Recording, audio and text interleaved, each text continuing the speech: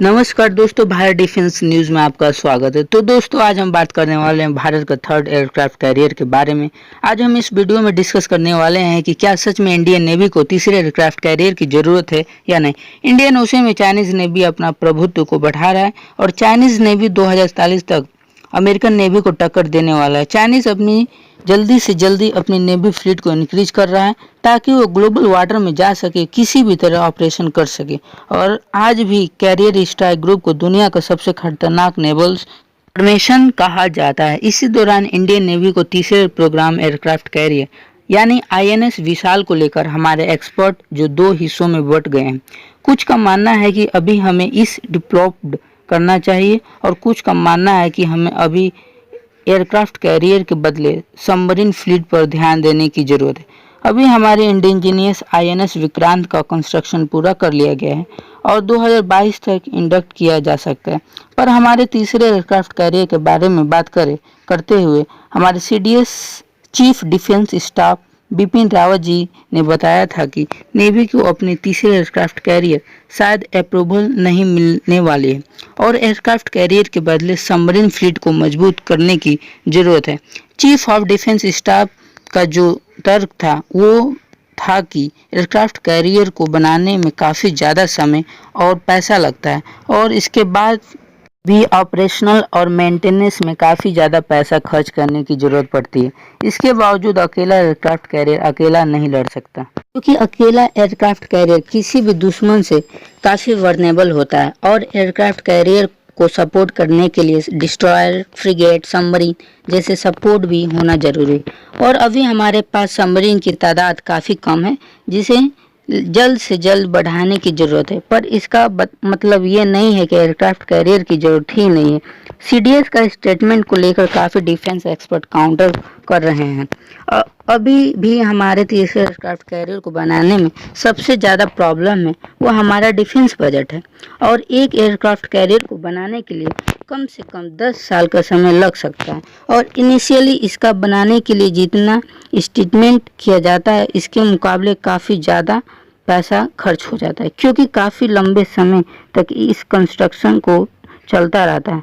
लेकिन हमें इस चीज़ को ध्यान में रखना चाहिए कि इसकी सर्विस लाइफ काफ़ी ज़्यादा होती है और ये कम से कम 50 सालों तक सर्विस में रह सकता है। लोग एयरक्राफ्ट कैरियर को नेवी का वीक पॉइंट बताते हैं कि किसी भी इनकमिंग मिसाइल के लिए सबसे इजी टारगेट रहता है, तो हर एक वारशिप जंग के दौरान खतरा तो रहता है।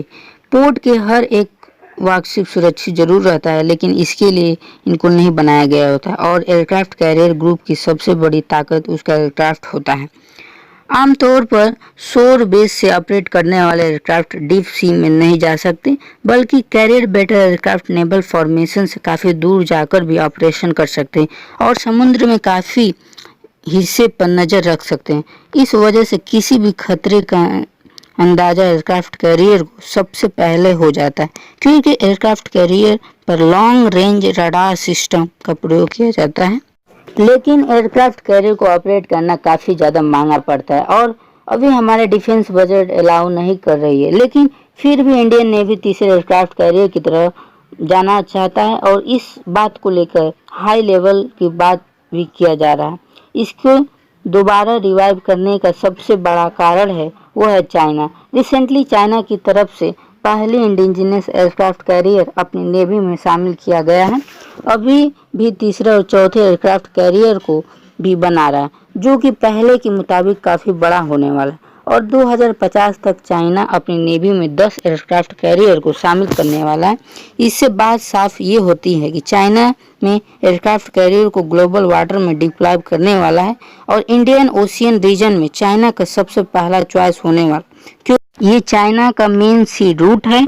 चाइना के सभी ऑयल सप्लाई इसी रास्ते से होकर जाता है। अगर फ्यूचर में 1 या 2 एयरक्राफ्ट कैरियर को इंडियन ओशियन में डिप्लॉय करता है तो भारत के लिए काफ़ी खतरा पैदा कर सकता है। इसकी वजह से इंडियन नेवी चाइना को काउंटर करने के लिए तीसरे एयरक्राफ्ट कैरियर को शामिल करना चाहता है, क्योंकि अगर हमारे पास 3 एयरक्राफ्ट कैरियर होंगे तो इनमें से 2 ऑपरेशनल होंगे और 1 रिजर्व में रखा जा सकता है। इंडियन नेवी को चीफ एडमिरल करणवीर सिंह का रिसेंटली स्टेटमेंट को देखा जाए तो इनका कहना है कि इंडियन नेवी को हर कीमत पर तीसरे एयरक्राफ्ट कैरियर की ज़रूरत है और इसको लेकर किसी भी निगोशिएशन नहीं किया जा सकता। अभी नेवी की तरफ से इसके बनाने के लिए डिफेंस मिनिस्ट्री के पास एक्सेप्टेंस ऑफ नेसेसिटी के लिए अप्लाई किया गया है।